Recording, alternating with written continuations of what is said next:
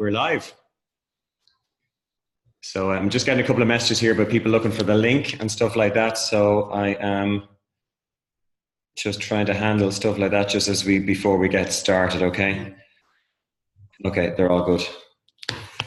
Great. So let's get kicked off, Steve.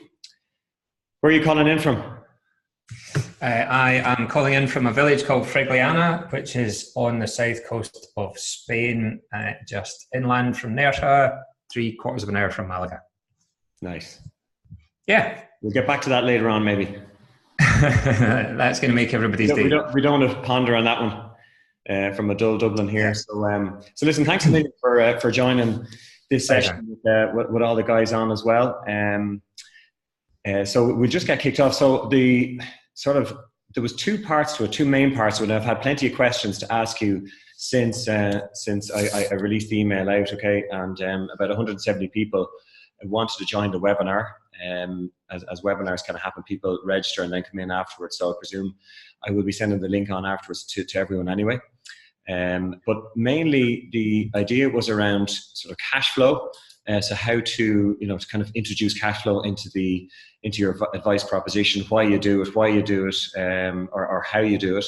And then the other thing was around kind of communicating value to clients. And you have a training course which sort of specializes in the communication with clients and a lot of that. So I don't think we could have anyone better on to discuss what we want to get through today. So we don't have too long. So I want you to just kind of kick off, Steve, if you don't mind, with just a brief history of your career to date. Wow. I'll give you the more recent history rather than the potted original history. So I set Smart Financial Planning up in 2008 as a fee-only lifestyle financial planning practice. So it was a very simple set of rules and quite a black and white person. So clients either engaged for a full financial planning service, which they paid for, or they didn't. There was no plan B. There was no traditional broking. There was no, we'll just invest the money. It was a very kind of high-minded approach, I think, which was because that was the business I wanted to run. I'd long since worked out that for me to enjoy what I was going to do, it had to have value to me. I had to clearly understand the value to clients. So it was pretty simple, in many ways. It's what all the best consultants would tell you to do. We had a niche, sort of, and we were very clear about it. And if people didn't want what we had to offer, then we would try and find somewhere else to send them to that did have what they wanted. But we didn't bend or twist away from what we wanted to do.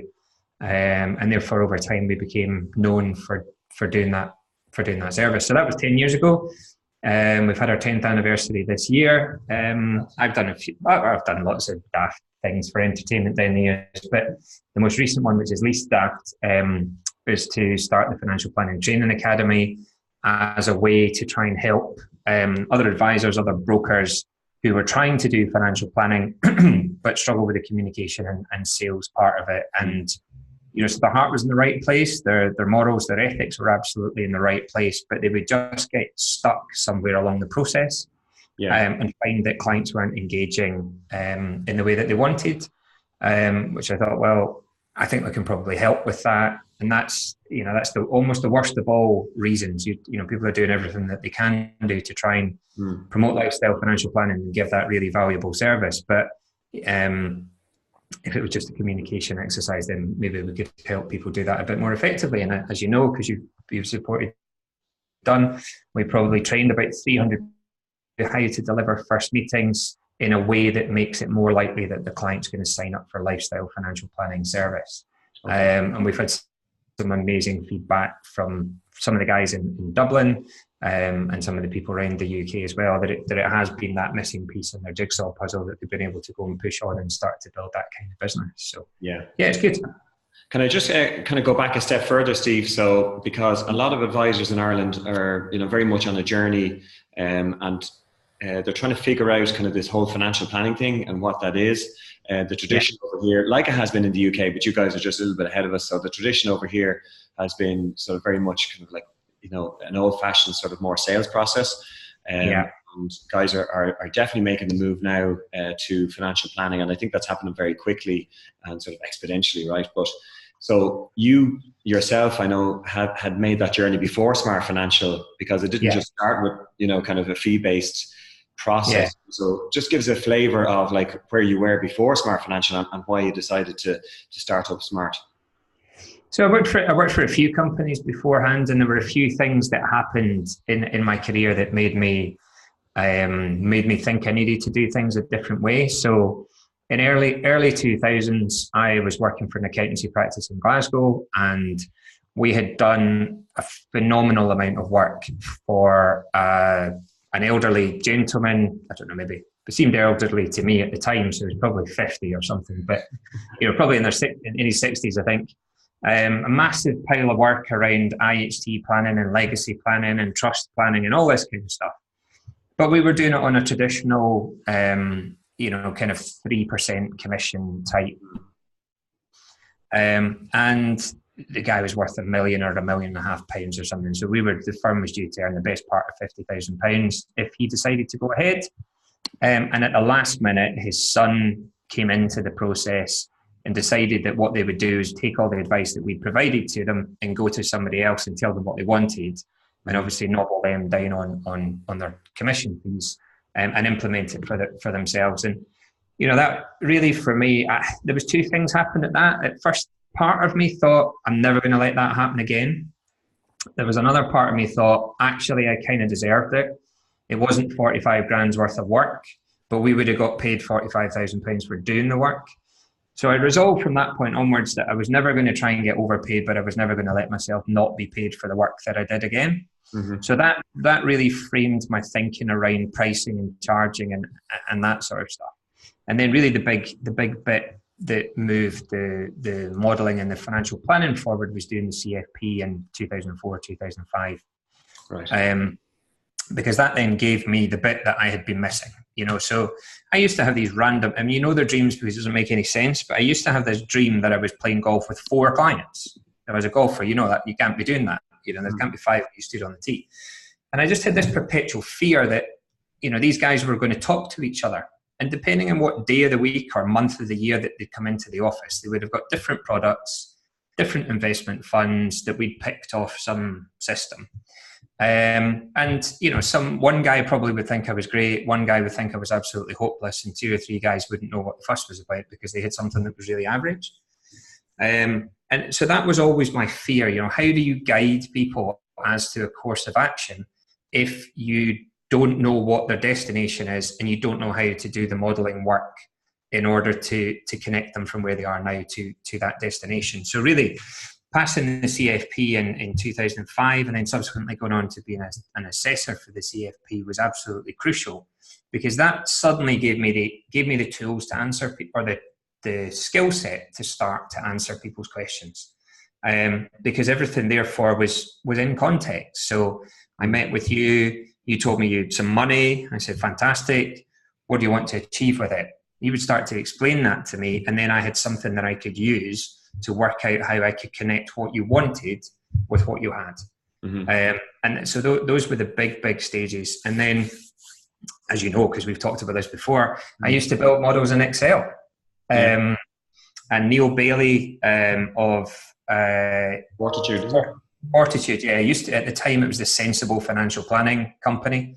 But yeah, Neil Bailey had these spreadsheets, and he was my sort of supervisor through the CFP, and he gave us these spreadsheets, which were phenomenal pieces of work to be able to build models for people. And actually, to build models, it was perfect. Where the trouble started to come was when you went back to revisit it the next year, because I'm a tinkerer. So if I built your model in October, then I'll have seen somebody else later that month or in November and thought, oh, actually, if I put this bit on, that would help do that better. And then by December, I was on to version 3. So by the time I got back round to meeting that client again, I had no idea what actually their underlying spreadsheet had in it.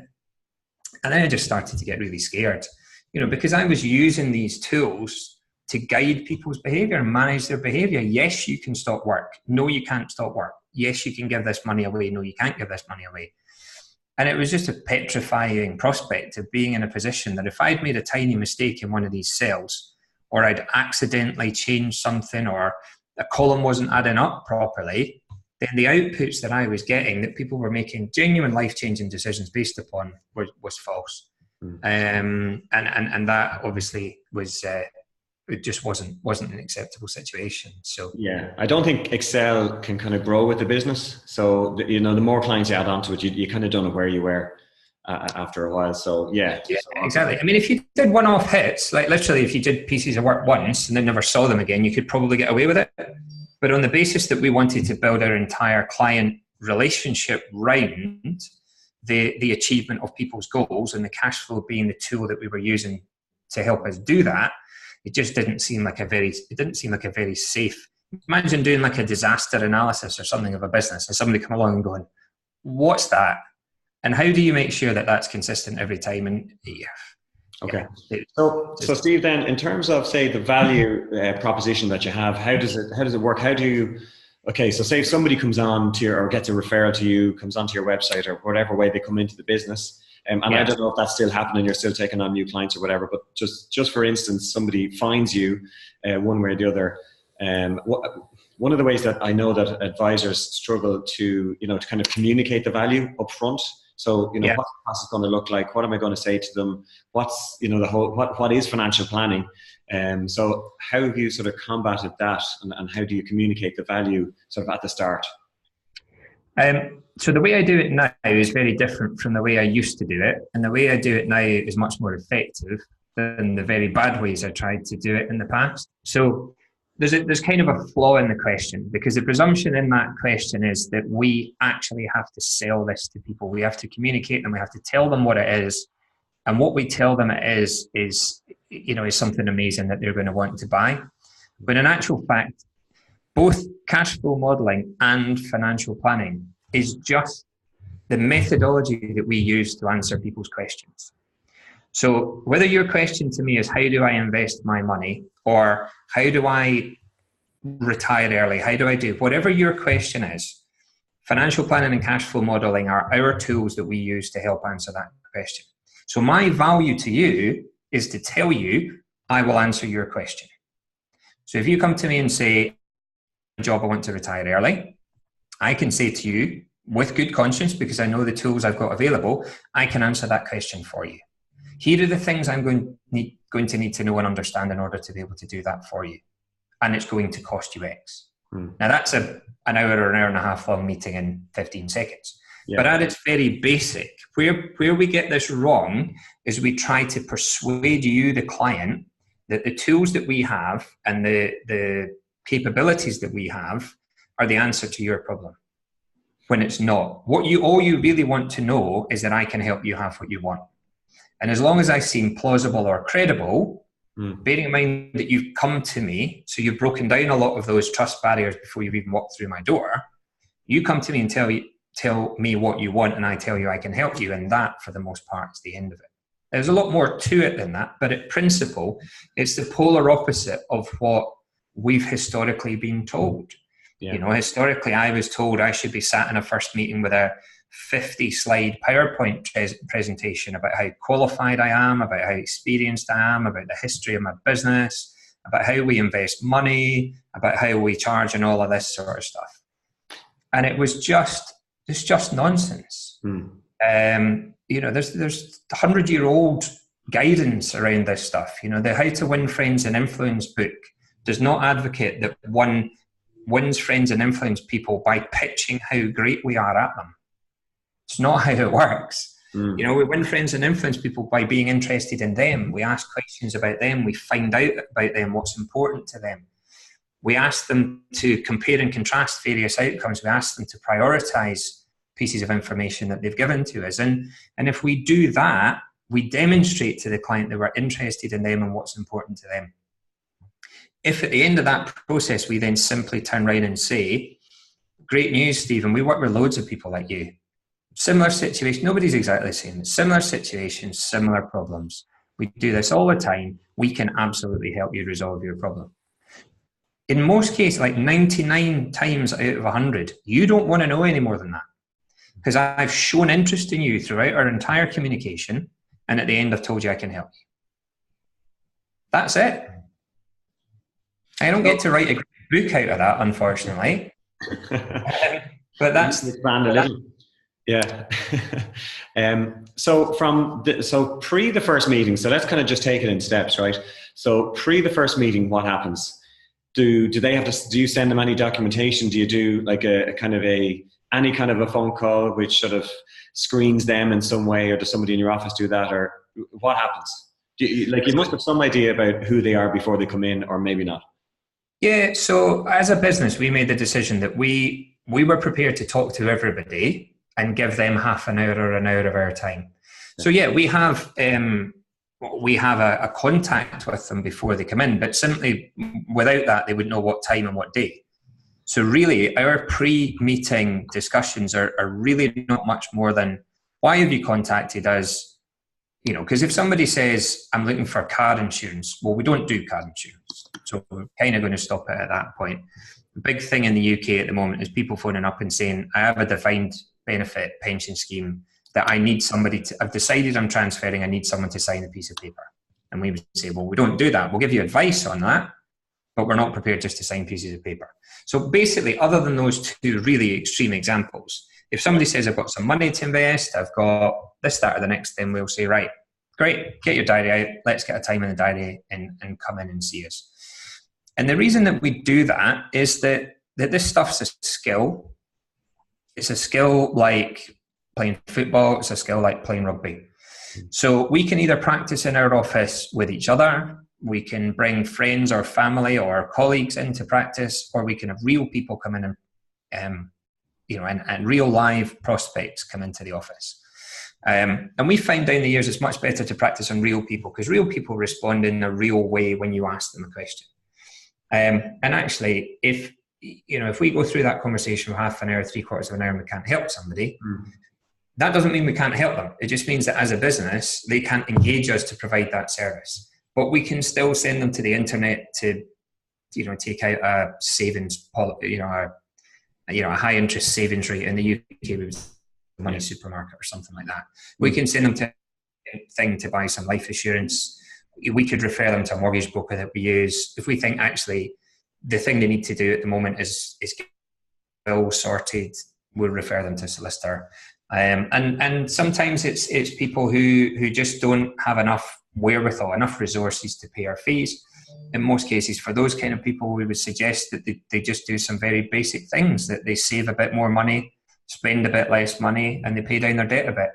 And if they do that, then they may well move to a point in the future where it makes sense for them to pay for our advice. Now, on the other side of that, our website has a pretty clear message about what we do and who we do it for. We're not having 25 wasted meetings every week. If we were having 25 wasted meetings a week, we might filter a bit more powerfully. The other thing, of course, is that all of our clients come to the office always. So again, the risk to us of somebody not being a client literally is half an hour or 3/4 of an hour of time in the office. It's not that I've got in my car and driven an hour and a half away or 2 hours away and then it's a waste of time and that kind of stuff. And is it always husband and wife, or if that's the setup, or do you try and get both there at all times, or do you sometimes talk to one or the other? We would insist on seeing both people at all. Again, because we only have service, and the only service that we offer is the full financial planning service, it's absolutely impossible to do without the other party there. Yeah. We have had the odd situation where maybe somebody's selling their business, or there's some reason why one or other party is the complete financial driver of the whole arrangement and doesn't yet understand that despite that fact, the other person is really important in the planning process. So on that occasion, we would meet somebody on a one-to-one, but we wouldn't have our first client meeting with them. We would have a slightly different type of meeting, and we would have a conversation really around the sort of service that they were looking for, their experience of working with advisors previously, get an idea from them of what a successful relationship might look like. Sure. So I never want to get into the situation of having that discussion with somebody about what's really important to them and what they're really trying to achieve, unless we've got the right people in the room. Yeah. Okay. But we recognize that there are some people who just, they don't know what we do, so they don't understand why it's important. Yeah. So if we give them 20 minutes or an hour of our time, we explore with them the kind of advisory relationship they're looking for. Is it a long-term thing? Is it a short-term thing? What they think would be success over a short period of time or whatever. We have that kind of a sense as to whether they're likely to be the right people for us. And then at the end of that discussion, if we say to them, look, it's been great to chat to you today, Stephen. I think there's definitely stuff that we can do for you, but there's a way that we do this. And the way that we do it is that you and your spouse both have to come in and see us together, and we'll go through. And if after that 20-minute conversation, we can't persuade them that that's the right path, then they're not the right clients for us. Okay. And do you have a set kind of process then, Steve, for that meeting that, where you're trying to get to know them, quite a bit deeper? Because it's, so like whether it's the George Kinder questions or whatever the questions are, is there, first of all, a set process? And like, how deep do you go in that first meeting? Because it might be quite uncomfortable for somebody who doesn't know you, that, you're kind of exploring their goals, objectives, whatever that is. We absolutely have a process. For a long time, I didn't think I had a process, but it turned out I always did have a process. I like to think it's my version of a kind of Billy Connolly story. It looks like an absolute shambles, but he knows where it's going the whole time. And sometimes it is a bit like that, So we have a fixed process, and we talk about this on our training days, that we think you have to start with an introduction. As soon as I say that, people start thinking, "Oh, brilliant! I get to talk about me again." But it's not that at all. An introduction is simply to make sure that we've allayed the fears of the person in front of us. So if they're worried about confidentiality, we need to tell them that we keep all their information confidential. If they're worried it's going to cost them money, we need to tell them whether it is or it isn't. If they're worried about whether they're going to be stuck in front of you for 3 hours or not, we need to tell them how long the meeting's going to last. There's some basic things we just need to cover off to make sure that people are comfortable. And then on the other hand, I think there's some very basic things that we want to do just to assert our authority over what's going to happen.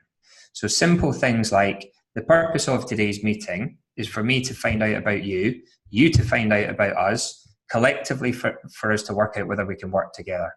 And if we think we're going to be able to work together, by the end of the meeting, I'm going to be able to give you an idea how much it costs. Okay. The really simple thing, again, it's not about me, my CFP, my IMC, my whatever the other acronyms we fancy, but it's just literally about making sure that their fears have been addressed. So when you talked about, are people going to feel uncomfortable? They're going to feel much more comfortable when they know that everything they tell you is confidential. Especially if they're in a small village or they've been referred from a friend of theirs, we're going to get information from them that nobody else in the world has. And sometimes we get information out of people that even the two people in the room didn't know about each other. We need to make sure that they understand that. And it could be simple things like, if I'm going to take some notes, if we decide this isn't going to go any further, I'll give you the notes away with you so that you've got them. Or they'll be destroyed or whatever your rules are. So I think that's really important. As far as questions, then I think my biggest principle with questions is you have to be really sure how you would answer the question if you were asked it. Okay. And you have to be really sure you know what you're going to do with the answer. So therefore, some really simple questions like, why are you here today? How do you think we can help? What has Dave told you about us? What's important? What do you want to do for your family? Do you want to leave a legacy in the community? So there are loads of killer, really super clever killer questions out there. But I would think about those as kind of advanced questions. Okay. Until you're really comfortable with the basic, normal, open questions, I would be inclined just to let them go. Because what you touched on earlier is completely correct. If you go diving into somebody too deep with one of George Kinder's questions and you haven't teed it up properly, there's a reasonable chance somebody's going to look at you and go, what are you asking me that for? Whereas if you ask them simple questions like, Stephen, what is it you'd like to talk about today? and you say, oh, I've got some money to invest, or I think my pension's rubbish, I'm worried I'm not going to have enough money in retirement. And I then say to you, well, tell me a little bit what you think retirement's going to look like. We're off and running. You're telling me stuff. You're happy and you're comfortable. I've not taken you out of your comfort zone at all, but you're opening it up and you're telling me information, and you're telling me it because you think it's relevant to the answer to your question, which it is, obviously. So just kind of digging around. I mean, the experience that we've had through the training days is that invariably people don't dig deeply enough. And there's a long way deeper they can go before they ever get to that fearful point that somebody starts crying in front of you. And I wouldn't have a clue what to do if somebody did that. I'd probably run away, right? So we're absolutely not trying. No, it hasn't happened. Right? I'd see it coming a mile off and I'm like, oh, back up, because I don't want to go there. And I don't think it's necessary either. But there's a long way between going too deep and not going deep enough. Okay. You know, so very simple examples. If somebody says, I'm looking to retire in 10 years' time, you can either write that down on your piece of paper and move on, or you can ask them something about that. You can ask them why 10 years, why not 9 years, why not 11 years? What are they going to do that they're not afterwards that they're not doing before? Do they have an idea how they're going to fund it?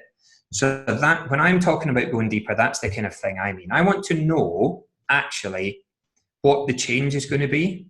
So if that's somebody's aspiration, what are you not doing now you want to be doing? What are you going to do afterwards that you do want to be doing? How are you going to fill your time? How does that impact your kids? How does that impact your spouse?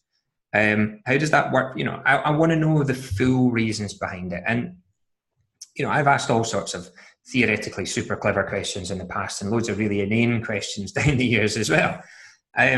But what you tend to find is there is always a reason why people say things. There's always a reason why they do them. So if you're coming to me telling me 10 years, invariably it's because you think you'll be able to afford to do it in 10 years.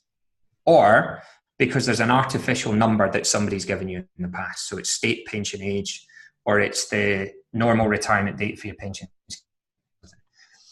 But if we don't explore these things properly with people, and then we go on further on down the line to tell them that we can help them achieve this objective that we haven't explored, there's a decent chance that's not actually what they want at all. So therefore, they're not going to pay us a decent chunk of money to help them build a plan and understand how they can get to where they want to get to if it's not where they want to get to.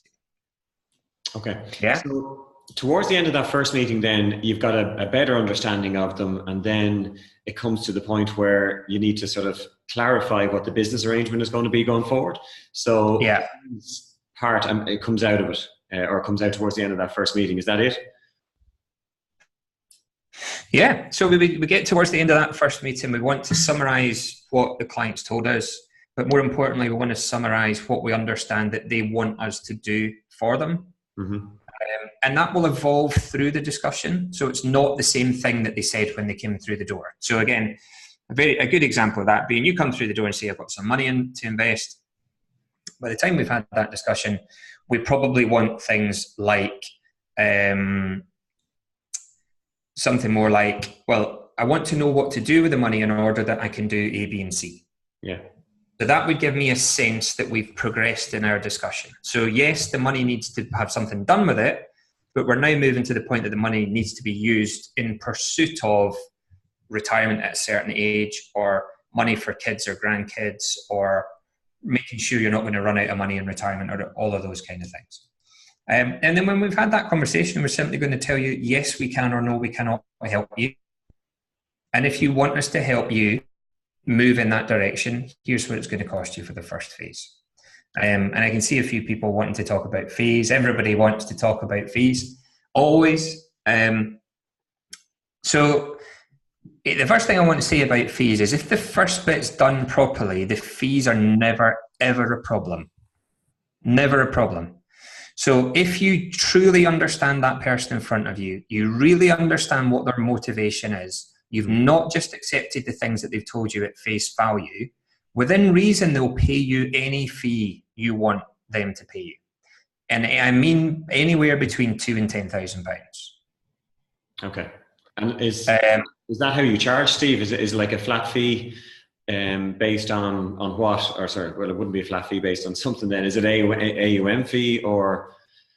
like how do you work that? So we would charge a flat fee for the planning process. So that point would finish after we have worked with them through their cash flow model, through their Voyant plan, to build their plan. So we've been through all the variations, all the possibilities. They've made decisions as to whether they want to work longer or save more, or all of that kind of stuff is rolled out. So at the end of that meeting, we would send them notes of the meeting, pictures out of the cash flow modeling, and a bill. Yeah. Mm-hmm. So we'll have the first meeting, we'll have an interim meeting where we gather all their hard fact information. We'll then go off to the providers and update all of that information so we've got all of that perfectly. We'll do all of the modeling work. We'll create a whole load of scenarios. We'll sit with them real time in the meeting with those scenarios and filter them down into one agreed plan. At the end of that, as I say, notes in the meeting, prints off the screen, and a bill. So that's what people will be paying for. So that we routinely charge between £2,500 and £5,000, sometimes more, very occasionally less. Mm-hmm. And we judge it based on the time we think it will take us to do, the complexity we think will be involved, and the value that we think will be available to the client. Okay. So it would be reasonable to think that the wealthier somebody is, the more they're going to pay. Not every time, but the majority of the time. If they have, if it becomes apparent they've got 20 different policies and 3 defined benefit schemes, they're going to be paying much nearer to 10 grand than they are to 2.5. Mm-hmm. But actually, if they come along and they've got some fairly simplistic affairs, there's not mega money. And the reason the money thing, obviously, because as you move up the levels of wealth, there's levels of complexity. There's inheritance tax issues that wouldn't be there previously. There can be transferring around stuff. It just gets more complicated. Yeah. But we pick a number. But the most important is, I think, that you have to pick a number and tell the client that that's the number. And if you subsequently regret that number because you didn't pick a big enough number, mm-hmm. well, you just take it on the chin and learn from it and make sure that when you do it the next time, you do it slightly differently. But I would always want to tell you how much it's going to cost you and ask you if you want to proceed in that first discussion. Okay. Because that's the time where you're ready to buy. If you're going to buy, you're going to buy then. If I write to you a week later or 2 weeks later, there's a very much reduced chance that you're going to then come back and say, yeah, I want to go ahead. Now, people have different views on this. A very good friend of mine who's helped us in the training academy on umpteen occasions, called Brian Hill, would do the complete and total opposite. He will tell you in the introduction, you will not be allowed to agree to become a client in this meeting. If we think you can help, I'm going to tell you how much it's going to cost. I need you to go away and think about it, and we'll contact you in a week to let me know whether you want to proceed or not. So 2 completely different ways of approaching it. In both cases, he's going to tell you exactly how much it's going to cost. It's worked for me to do it that way. It works for Brian to do it the opposite way. Just that I get it right then, Steve. So at the end of the first meeting, you're telling them, you're kind of giving them a ballpark, is it? And then kind of in the second meeting, when you've done the cash flows and all that, and you've presented kind of the value, you kind of hit them with the fee that it's going to be. Is that it? No, you're telling them exactly what it's going to be in that first meeting. Okay. And then, but they pay it at the end of that third meeting. Okay. Or after the third meeting. And we give people a guarantee. So we give them a guarantee in that first meeting that says, if at the end of this process, you've not had value or sufficient value, pay our bills. Yeah. Okay. Because we only want people out there pay. We only want people who've really had value out of it. In the grand scheme of things, the opposite of that's a disaster. If we've got people out there who think we've ripped them off, who think we've done a really bad job, I'd much rather that it's not cost them any money than it's cost them money, and then we've got a problem. Okay. Yeah, I know Alan Smith does. He does a refund for people after 6 months if they felt they didn't get any value, but I don't think it's ever happened. Which is, it's quite a confident position to take, to say to somebody. Same with us. We've done that since day one, and we've never refunded any money to anybody. Okay. Not because we just refused, but nobody's ever asked for their money back. And I tell you, is if we understand what's really important to them in the first meeting, and we use the cash flow model to go through all the scenarios and show them exactly what they need to do to make that possible for themselves, and work it through live with them, that's really important. This is not something that we do in a dark room and produce a document. They'd never ever get a document from us.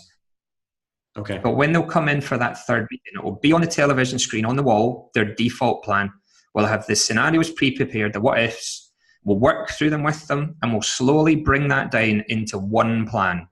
You know, what they're doing for the kids, what they're doing for themselves, what their assumed rate of return for investments is, whether they're going to move money into pensions or in the UK ISAs or tax advantage savings or trusts or whatever else it is, so that by the time they walk out that door, that plan works. There's no red on that plan, or if there is red, 99.5, and nobody's really that worried about it. But basically, it just means the plan works, and they're walking out the door with that. So they can't not have value because it's their plan. Yeah. You do the opposite. If we turn up to that meeting and present the plan that we've built as to what we think is important, we could absolutely be in the situation where they don't perceive value from it, which would be a disaster for them and a disaster for us.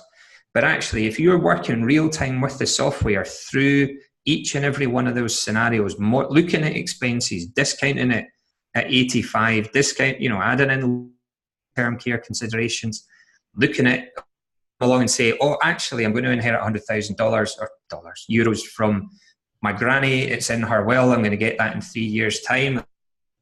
Put that in, make the rest of the amends to the plan. And then, as I say, you sit there until the plan is their plan and they're happy with it. It is impossible for somebody to not have had value from it by the time they get to the end of that. Okay. We've 5 minutes left, Steve, so I'm just conscious we're kind of getting to the end of this, right? So you've spent probably, I don't know, in the last year, maybe 6, 7, 8 days over in Ireland coaching advisors on the first meeting, right? And is there anything that you've learned from the market here? Like, is it uniquely different to, you know, the environment that you work in, or, you know, what have you learned?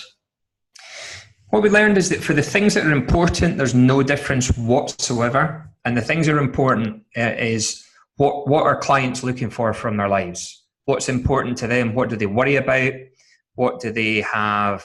What's their 3 o'clock in the morning wake up moments? An awful lot of people can be summed up in the same way. They want to look after themselves. They want to look after their family. They want positive contribution, and they'd kind of quite like people to think fondly of them after they're dead. You know, at a very high level, that covers the majority of people. And that's the same whether it's Dublin, whether it's London, whether it's Scotland. I work with a guy in Australia, same stuff over there. You know, everybody's got potty mouths and everybody's the same. You know, it's the same thing. Structurally, life's a little bit more difficult for you guys. You know, I can agree with a client, the client's going to pay me £6,000 a year, and we can go to transact and they will pay us £6,000 a year. I realize you guys would need to make that a percentage charge. So, you know, some of the functionality is a little bit more complex for you. Even with the guys at Irish Life, who I understand the sort of most advanced kind of platform type solution, it's still a bit difficult for them. But, you know, there's great strides being made, I think, with that kind of stuff. And really, the most important thing is you've got a human being or two human beings in front of you. They have needs, wants, fears, and aspirations. If we understand what those are, and we can help them use the assets, the financial and intellectual assets that they have available to meet their objectives, they will pay us. And if that means you put them on 1% on a platform and charge them a top-up fee at the end of the year if it's not enough money, you know, the value's massive, so they'll absolutely pay it. Yeah, and if you I love it. I love coming over. I even drank 3 pints of Guinness the last time I was over, which was, I think, probably the first time I've ever done that in my life. Yeah, it's normally your Rioja. So, and is there any like you know, when a client sat in front of you and you feel that you kind of changed their life in some way, or is there any just or does that happen quite often, or, you know, just the good experiences that you've had?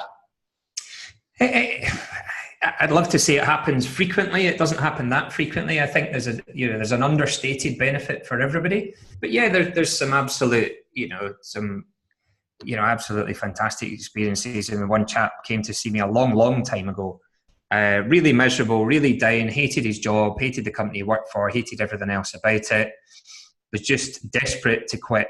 And we were able to bottle out for him maybe 3 or 4 weeks later and show him that he could quit and he could walk away. He had enough money. He had a couple of buy-to-let properties.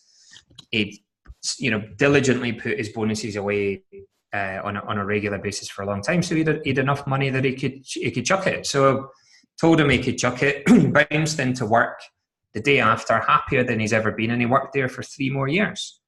And he worked there for 3 more years because he felt he was now on his terms. So if one of the partners was bugging him, he knew he could just tell them to shove it and walk out the door. But because he knew that, he was so much more relaxed in the way that he interacted with everybody that it was never a problem. And as a result of that, some of his colleagues became clients. One of them phoned up and literally said, "I want exactly what you've given to him." I was like, "What do you mean?" He said he was a miserable git for years, and he came and saw you, and he came back out, and he was a totally changed man. We'd been able to do the front end, a lifestyle financial planning bit, to know enough about what his future life was going to look like so that we could start to build a plan for him. We had the tools available with Voyant in order to join those dots up and be able to sit down with him and his wife and give him the reassurance that said, yeah, you're done, job done. You don't need to do any more. You can walk away.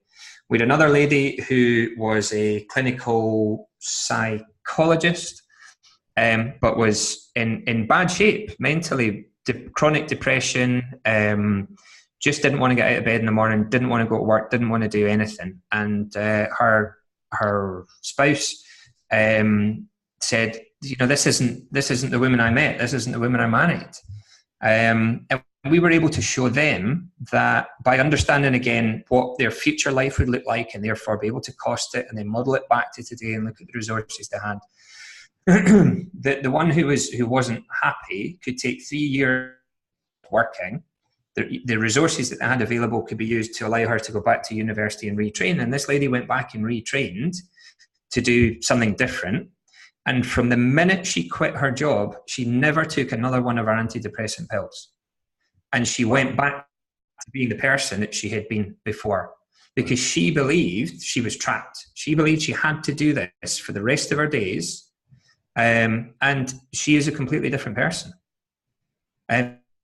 Podiatrist, which I think is the weirdest thing in the world, that you go from head and you're miserable to feet and you're happy. If somebody made me look at feet all day, that's certainly not going to make me happy. But the point for her was, we were able to use the financial planning and the communication skills to get the information matched up with the financial planning modeling skills with Voyant, and show them that they could go a different path. And that just liberated this lady from this environment that she was in. And Steve, I know we're kind of at the end, right? So just the ongoing process, in terms of year 2 and year 3, how does that look like? What do you do for clients ongoing, and how do you charge for it? So on an ongoing basis, we build everything we do around their cash flow model. And we've talked about this before, but the cash flow model is really valuable to us, but it is not our value to clients. Our value to clients is that we help keep them on track to the life that they want to live. And we work with them and manage them. And, Andy's magnificent HUM, or Humans Under Management conference, we manage human behavior. The cash flow model gives us a visual representation of what good and bad human behavior could look like. So if you overspend, your blue becomes red. If you don't overspend, your blue stays blue.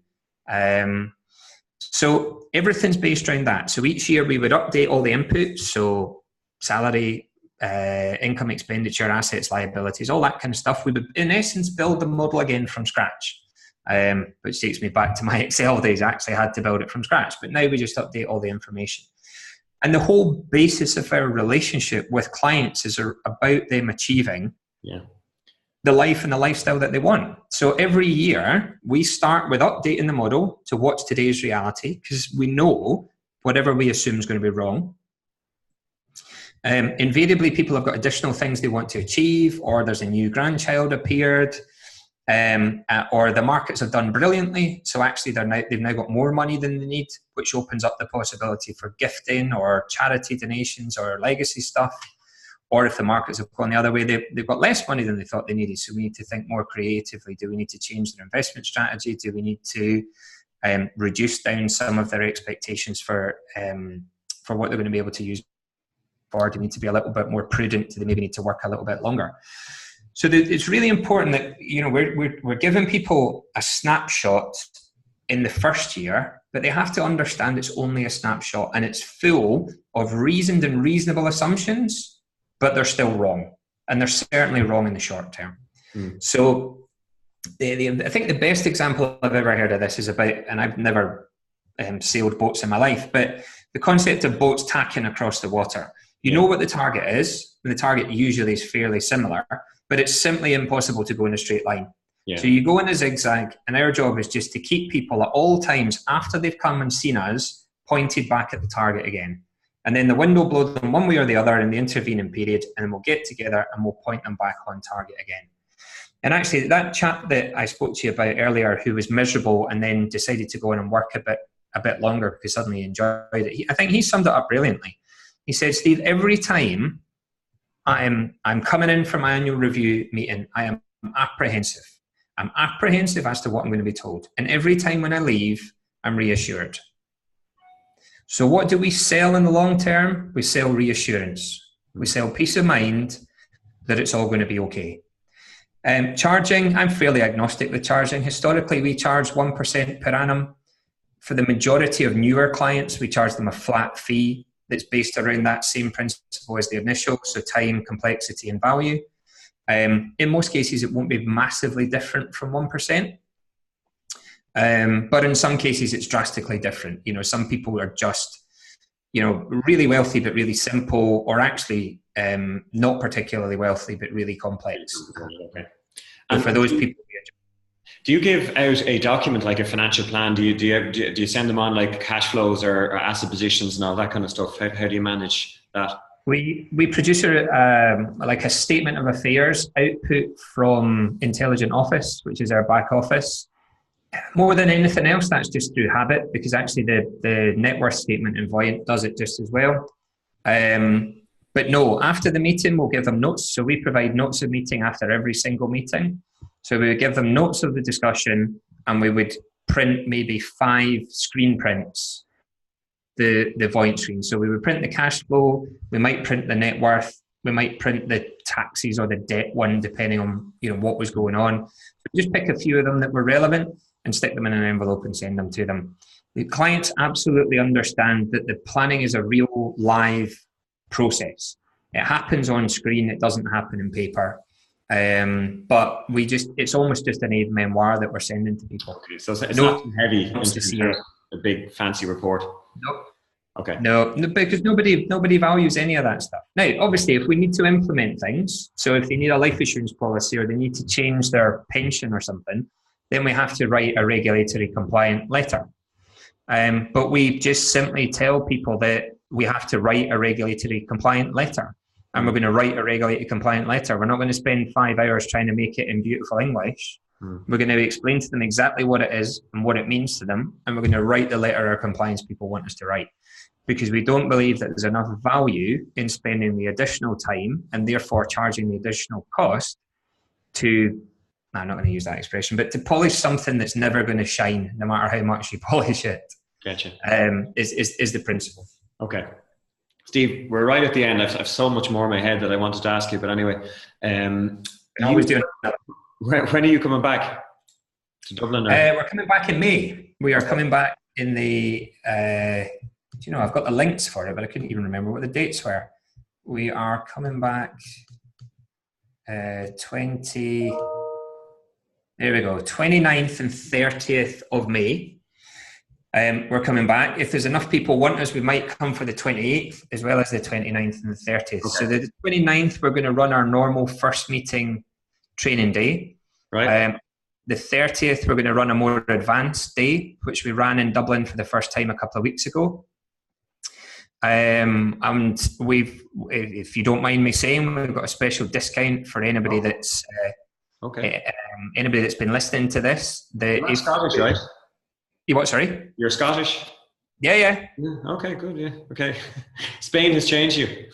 Well, yeah, I've got soft. You see. Yeah.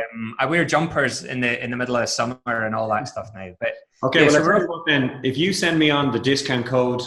I'll send an email out after this webinar with the links for people to register with the discount code. How about that? Yeah, perfect. No, it's the most generous discount I've ever offered, really. We're offering £100 off if people book for the 2-day course, which I'm going to go to Scott's hell, for that kind of behaviour now.